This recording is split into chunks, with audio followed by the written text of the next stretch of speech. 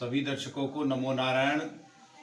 दर्शकों, आज जो मैंने विषय लिया है वह है विवाह में देरी होने पर कौन से ग्रह जिम्मेदार होंगे एवं यदि किसी नवयुवक अथवा नवयुवती का विवाह होने जा रहा है और वह लेट पर लेट होता जा रहा है, यानी कि विवाह में विलंब होने का योग, वह कैसे बनता है, इसका क्या कारण होता है और इसका क्या निवारण है, यह मैं आपको इस वीडियो में अवगत कराऊंगा। मेरे वीडियो को धैर्यपूर्वक सुने। पूरा वीडियो देखने पर संपूर्ण विषय पर जानकारी आपके समक्ष प्रस्तुत करूंगा, समझ में आएगी। यदि आपको यह जानकारी पसंद आए तो प्लीज़ मेरे चैनल को सब्सक्राइब, लाइक और अधिक से अधिक शेयर करना ना भूलें। सबसे पहले दर्शकों, मैं आपको मांगलिक विषय के ऊपर कुछ अपने शब्दों का विशेष जो बोलना चाह रहा हूं वह आप सुनिए। दर्शकों, मंगली लगन में, चौथे में, सातवें में, आठवें में एवं द्वादश भाव में मंगल होने पर मांगलिक दोष बनता है। मंगली दोष होना यह कोई बहुत बड़ा संकट नहीं है। जब भी कोई व्यक्ति विशेष मांगलिक दोष के विषय में जानकारी लेता है तो वह घबरा जाता है। मंगल का मांगलिक दोष बनाना यह एक आम बात है। हाँ, यह अवश्य है कि यदि मंगल पापी ग्रहों के प्रभाव में होगा, यानी शनि, राहु अथवा अन्य पापी ग्रहों की दृष्टि मंगल पर होगी, अथवा मंगल कुंडली में बुरे भावों का अधिपति बनेगा, जैसे कि छठा, आठवां, 12वां, तीसरा, तब मंगल काफ़ी दुखदाई होता है। दर्शकों, सबसे ज़्यादा मंगल को सातवें और अष्टम भाव में मांगलिक दोष से परिपूर्ण माना गया है। अब हम आपको यह बताते हैं कि विवाह में विलंब होने का योग कब बनेगा। दर्शकों, यदि आपकी कुंडली में सप्तम भाव, एक पुरुष जातक की कुंडली में उसकी स्त्री यानी कि उसकी पत्नी का सप्तम भाव होता है और एक स्त्री की कुंडली में उसके पति का भाव भी सप्तम होता है, यह आपको जानने योग्य बात है कि सातवें भाव को आपको अवश्य देखना है। सबसे पहले तो आपको यह देखना है कि सप्तम भाव का कारक, एक पुरुष की कुंडली में सप्तम भाव का कारक शुक्र है और सप्तम भाव का अधिपति, यह दोनों आपकी कुंडली में किस स्थान पर और किन किन से दृष्ट होकर बैठे हैं, सबसे पहला पॉइंट। दूसरा पॉइंट आपको यह देखना है कि सप्तम भाव पर शनि, राहु अथवा मंगल, इन तीनों विच्छेदात्मक ग्रहों की दृष्टि तो नहीं है। यदि ऐसा है तो आपके विवाह में अच्छा खासा विलंब यह ग्रह दे सकते हैं, पहली बात।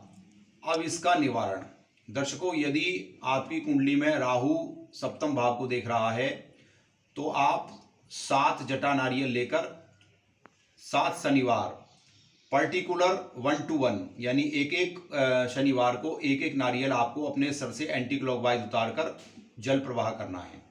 दूसरा उपाय दर्शकों, अपनी जेब में हमेशा भैरव चालीसा रखें और नित्य प्रति भैरव चालीसा का पाठ करें।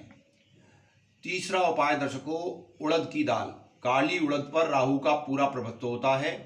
काली उड़द और काले तिल, इन दोनों को मिलाकर अपने सर से 8 बार उतारें और इनको किसी निर्जन स्थान पर जाकर दबा दें। 1.5 फुट गहरे गड्ढे में इनको निर्जन स्थान पर दबा दें।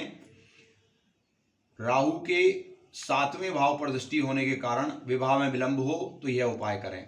यदि शनि जैसा पापी ग्रह सप्तम भाव को देख रहा है तो क्या उपाय करना है। दर्शकों, शनि यानी शनि का जहां भी दृष्टिपात होगा वह वहां के प्रभाव को मध्यम कर देता है, यानी कि रोक देता है या काफ़ी विलंब में वह विवाह होता है।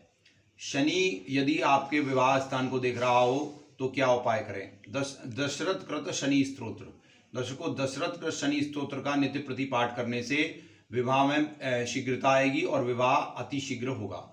दूसरा उपाय दर्शकों, शनिवार के दिन काले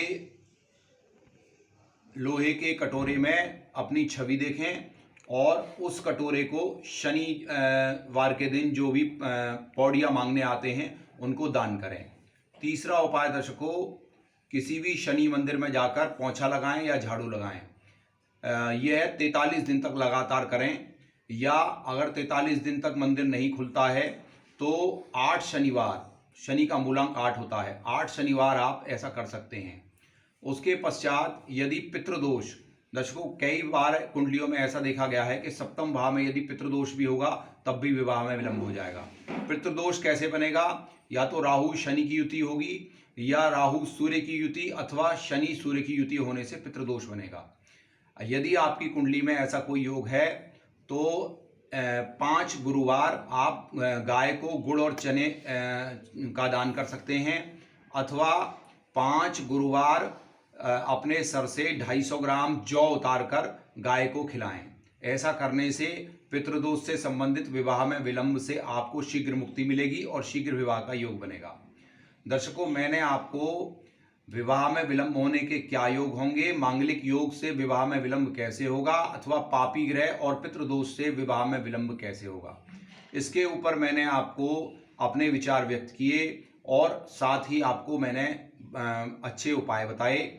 यदि आपकी कुंडली में भी कोई अन्य प्रकार से विवाह में विलंब होने का दोष बन रहा हो तो कमेंट बॉक्स में जाकर मुझसे कमेंट करके अपने उपाय के विषय में पूछ सकते हैं, अथवा मेरे व्हाट्सएप नंबर 9758821165 पर जाकर मुझसे अपना कोई भी प्रश्न पूछ सकते हैं। दर्शकों, आगे भी मैं आपको ऐसे रोचक विषयों पर वीडियो प्रस्तुत करता रहूँगा। मेरे चैनल को एक बार पुनः प्रार्थना है, सब्सक्राइब, लाइक अथवा अधिक से अधिक शेयर करना ना भूलें। दर्शकों सभी को नमो नारायण, नमस्कार, सादर प्रणाम।